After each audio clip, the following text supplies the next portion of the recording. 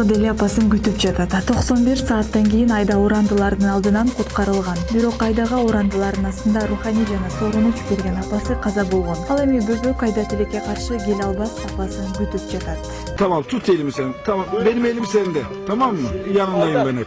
Eşim ona babam bizi gelecek kurtaracak merak etme imdat diye bağır demiş enkaz altında bir süre konuşmuşlar. Ondan sonra işte baba beni kurtardın annemi de kurtardın mı doktorlar tedavi mi ediyor falan gibisinden o tarz sorular soruyor yani. 30 октябрда Түркиянын батышында катуу жер титирөө болуп, натыйжада ондогон үйлөр кулаган. 4 жаштагы Айда Гизгинда урандылардын астында калган. Кыздын кыйкырган үнүн куткаруучулар 91 сааттан кийин гана унчукпай туруу учурунда уккан. Ал эми Айда тууралуу кубанычтуу кабарды Измир шаарынын мэри Тунч Соер жарыялаган. Жер титирөө учурунда кыз ашканада болгон, бала кер жугуч менен идиш жугучтун ортосунда калып, жаны аман калды.